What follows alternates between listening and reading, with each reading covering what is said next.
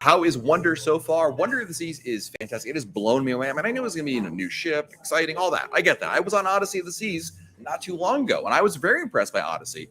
But Wonder has blown that away. I mean, I am not to take anything from Odyssey away, but I've really enjoyed what Wonder has to offer. I think by about, I don't know, 3 o'clock in the afternoon on day one, I said, this is my new ship. I really started thinking that. So, yeah. Heard guests are having issues booking specialty dining. Is this something I should worry about sailing on alert in a week? This is atypical what we're seeing on Wonder of the Seas. Not all ships have this kind of an effect. I would say in general, Tony, no matter who you are, what ship you're going on, I would say you want to book your dining on the first day of the cruise as early as you can. My advice is you get on board the ship, you go to one of the restaurants, or there's sometimes a stand on the Royal Promenade, go and talk to them, make your reservations in advance. What you don't want to do is wait until later on, because there are a lot of people buying dining packages. We're seeing that as a trend. So book them in advance, so that way you get yourself assured of a spot. Looking to plan a cruise with my friends after we graduate college. Where should we go? Wow, I mean, you're graduating college. That's a big deal. So congratulations in advance on that. I mean, a European cruise is a really popular option. You could do a 7-night Caribbean. I think you got to do at least a 7-night cruise. I think that's a must-do to be able to celebrate properly. Like a 3-night cruise, it's over before you know it. So it depends on where you want to go and what your budget is, but there's a lot of good choices that are out there. Have you heard anything about the daily tips going up? No, as you may or may not know, Norwegian Cruise Line increased their automatic gratuity, but Royal Caribbean and the other cruise lines, I've not heard of anything. Typically, I mean, it's been a number of years. I don't think Royal Caribbean has increased its gratuity since 2017. So I think 5+ years is probably more than adequate for an increase. The crew do work very hard, but I've not heard anything, Jamie, as of yet. Jamie, I don't delve into rumors or speculation, but I understand why this question is coming. But the point is that when I hear something definitive, I will post it at RoyalCaribbeanBlog.com. Does Royal Caribbean allow you to add extra people to the cabana? Like if you have 8, will they allow me to pay to add 2 more? In Cocoa, the floating cabanas like Cocoa Beach Club, they actually do have that feature.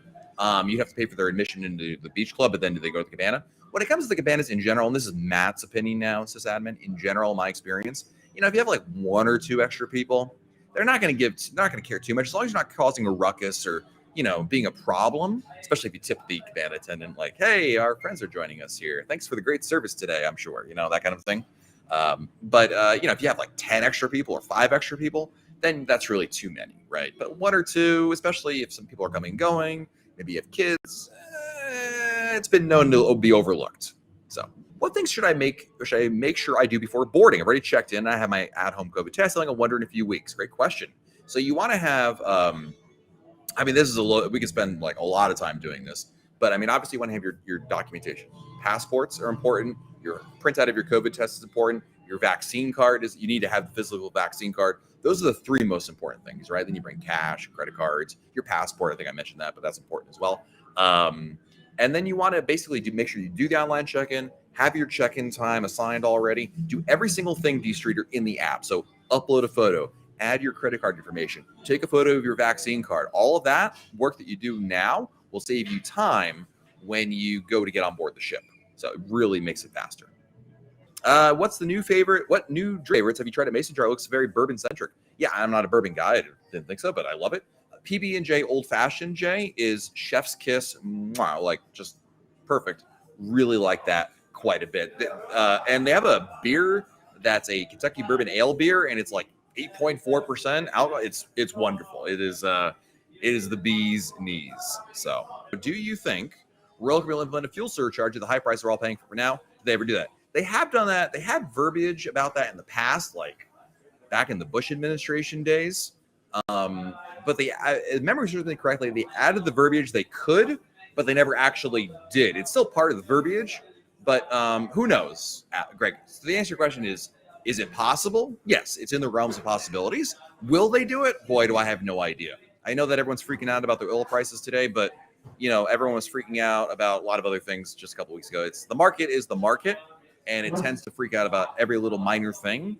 Hopefully, we'll not get to a point where that's an issue there. But I'd be remiss if I said I can't tell you the future more than anybody else. Is Wonder too much for a first-time cruiser? It's an excellent question.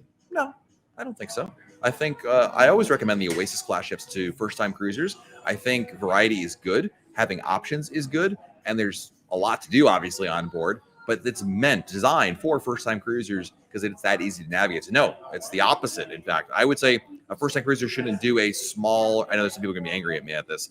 I don't think a first-time cruiser should do a smaller ship, but I do think Wonder is fantastic for a first-time cruiser. So yes, absolutely. What's the benefit of booking with a travel agent versus booking with Royal Caribbean? You get service. Booking with a travel agent can possibly save you time, can possibly save you money, and it's in your best interest. Booking with Royal Caribbean, it's not worth it because you're on your own. You got to wait on hold if you want to get a question answered or make a change. Travel agents save you time. They take away the mundane part, managing your reservation, booking, canceling, that kind of thing. But the fun stuff, booking drink packages, shore excursions, dining, that's still on you. So you get to focus on the fun things. And if there's a problem or a question, a good travel agent is invaluable. And a good travel agent should cost you nothing extra. Any travel agent charges you a service fee or a fee on top of whatever Royal Caribbean charges, you shouldn't be using. He recommends junior suite versus balcony. Depends on how much money the price difference from a balcony to junior suite. I would say not always, but if it's like $100 to $300 difference for the 7-night cruise, sure. Well, would I spend $700 to move to a junior suite? Probably not. I think that's a little too much, But when you get into that $400 to $500 range, I mean, flip a coin. There's an argument to be made either way. Have you ever sailed a New Year's cruise? Yes, we did one December 2019 on Freedom of the Seas. Big party. I mean, it's a floating party. It's a lot of fun. You get to drink, be merry, and not have to worry about driving or anything like that. The whole ship is a big party. They have different venues offer different styles of parties, but it's a lot of fun. The Royal Promenade, this is pre-COVID, obviously, was like New Year's Eve in Times Square, right? Where it's like, you're packed together over there. You've got the club atmosphere in another venue. You've got live music and other It was a giant party and a lot of fun. So I would definitely recommend it. Please help us decide Easter weekend on Independence, ultimate dining or main dining room. My wife was here. She would say ultimate dining. I still like ultimate dining. For 3-night cruise, YOLO, book it. Go for it. I say ultimate dining as well. I love the main dining room. But you're on a 3-night cruise, Izumi Hibachi Playmakers and Giovanni's or Jamie's, whatever it is on Indy, is really good. You'll like that quite a bit.